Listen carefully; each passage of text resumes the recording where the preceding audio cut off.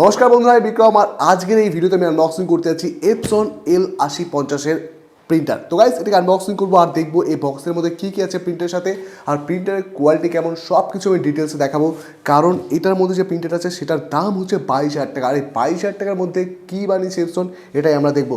যদিও এটা অনেক দিন পুরানো হয়ে গেছে, তাও আমি এটাকে আনবক্সিং করে তোমাদেরকে দেখাচ্ছি। কারণ এই প্রিন্টারটা খুবই ভালো সার্ভিস দিচ্ছে আর মার্কেটে খুব ভালো একটা জায়গা করে নিয়েছে। তো চলো এটাকে আনবক্সিং করা যাক। তো খুলে দিয়েছি আমরা এটাকে। এখন গাইস, এই হলো আমাদের প্রিন্টার।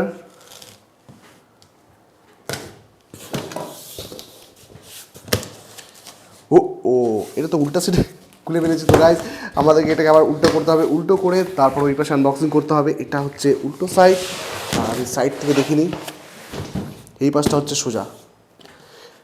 এখন আমাকে আবার খুলতে হবে এটাকে, তার জন্য একটু সময় লাগবে। আর তোমরা যারা দোকানদারি করছো তাদের জন্য কিন্তু এই প্রিন্টারটা সত্যি খুব ভালো আমার মনে হয়। কারণ এই প্রাইসের মধ্যে এত ভালো একটা প্রিন্টার হয়তো তোমাকে অন্য কোম্পানি দিতে পারবে, কিন্তু এত ভালো সার্ভিস দিতে পারবে না। এটা ইনস্টল করে দেয় বাড়িতে এসে, আর এর মধ্যে কিন্তু তুমি 50,000টা প্রিন্ট করতে পারবে। তো এই যে দেখতে পাচ্ছ প্রিন্টারটা, এই হচ্ছে এর মধ্যে ম্যানুয়াল দেওয়া আছে, আর এখানে পিভিসিও প্রিন্ট করা যায়, যেটা ডিরেক্টলি করতে পারবে তুমি এখানে। তো এটাকে আমি রেখে দিই সাইডে, আর দেখাবো এর মধ্যে কী কী আছে। এইখানে আছে কিছু কালার্স যেগুলো এই প্রিন্টারের সাথে থাকে।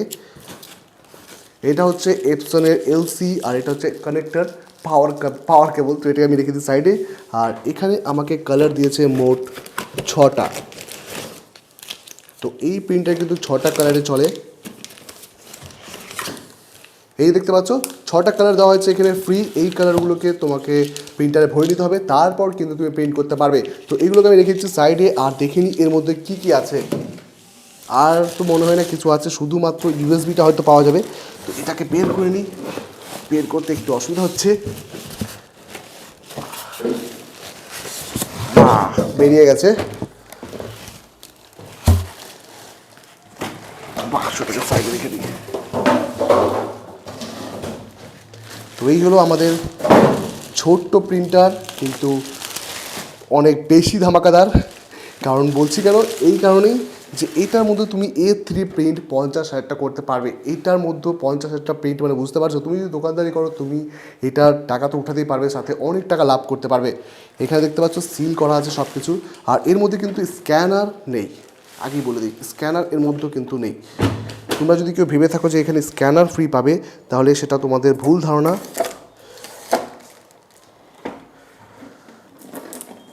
খুব ছোটোর মধ্যে খুব ভালো একটা প্রিন্টার বানিয়েছে।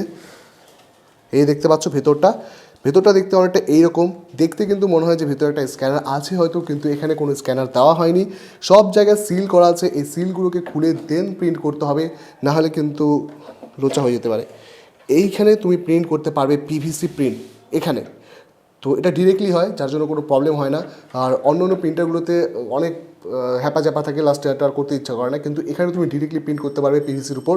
তোমাকে জাস্ট অনলাইন থেকে পারচেস করতে হবে, আর তারপরে তুমি ধারাদার প্রিন্ট করো। আর প্রিন্ট কোয়ালিটি কিন্তু খুব ভালো। এটার মধ্যে প্রিন্ট করে তোমাদেরকে আমি দেখাবো যে এটার কোয়ালিটি কেমন আসে। পেছনের দিকে যদি দেখো, তাহলে এখানে একটা ট্রান্সপারেন্ট কাঁচ লাগানো হয়েছে। এখান থেকে তুমি দেখতে প্রিন্টের যে পেপারগুলো আছে সেগুলো এখান থেকে ঢোকাতে পারবে। তো এইভাবে এটাকে ফাঁকা করতে হয়। A4 উপরে কিন্তু এটার মধ্যে প্রিন্ট হয় না। আর ফটো প্রিন্ট করতে পারবে, আধার কার্ড প্রিন্ট করতে পারবে, সব কিছু করতে পারবে। তো এখন চলো দেখা যাক এটার মধ্যে কী কী ফিচার্স আছে, এটা সম্বন্ধে জানি। তারপরে তোমাদেরকে আমি বলে দিই যে এটা কিন্তু আমি এখানে প্রিন্ট করবো না, এটা দোকানে নিয়ে যাবো। দোকানে নিয়ে গিয়ে সেট করার পর দেন দোকানে প্রিন্ট করে দেখাবো যে এটার কোয়ালিটি কেমন আসছে। তো এটা হচ্ছে আমাদের প্রিন্টার। আর এখানে দেখতে পাচ্ছ প্রিন্টার দেখতে অনেকটা এরকম ছোট্ট আকারের, কিন্তু এর কাজটা অনেক বড়। এখানে লোগো দেওয়া আছে, দেখতে পাচ্ছ একটা স্ক্যানার আছে। এখান থেকে তুমি এই ওয়েবসাইট থেকে ড্রাইভার ডাউনলোড করতে পারবে। আর যদি সামনে দেখো তাহলে এখানে দেখতে পারবে ইঙ্ক ট্যাঙ্ক। এটাকে খোলার সাথে সাথে ইঙ্ক ট্যাঙ্কের মধ্যে তুমি ইঙ্ক ভরে প্রিন্ট আউট করতে পারবে।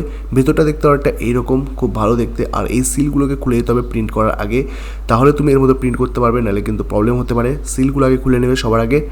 তো আমি এখন এক এক করে সিলগুলোকে খুলবো। এটাকে টানলে সিলটা খুলে যায় আপনি, নিচেরটা খুলে গেছে। তো এই হলো সুইচ, বাটন আছে এখানে অনেকগুলো। আর এর মধ্যে ওয়াইফাই ইনবিল্ট আছে, যাতে তুমি ওয়্যারলেসে প্রিন্ট করতে পারো। আর এখানে কালার 6টা আছে, দেখতেই পাচ্ছ 6টা কালার এর মধ্যে থাকে আগে থেকেই। আর যদি তুমি পেছনের দিকে দেখো তাহলে এখানে একটা কাজ দেওয়া আছে প্রোটেকশনের জন্য, যাতে ধুলো না ঢুকে প্রিন্টারের মধ্যে। পেছনের দিকে আছে, এখানে বাটনগুলো দেখতে পাচ্ছ, সেই বাটনগুলোর পেছনের দিকে যেতে হবে তোমাকে, ওই যে ওই পাশে। আর এইখানে সাথে একটা ট্রে আছে যাতে পেপারগুলো মেনটেন হয়ে থাকে, অগোছলো না হয়ে যায়। এই গ্লাসটার জন্য কিন্তু এখানে ডাস্ট একদমই আসে না, যার কারণে খারাপ হয় না। যখন প্রিন্ট আউট করবে না তখন এটাকে বন্ধ করে রেখে দেবে। আর এইখানে তুমি রাখতে পারবে, পেপারগুলোকে সাজিয়ে রাখতে পারবে। তো এটাকে আমি এখন ঢুকিয়ে দিচ্ছি।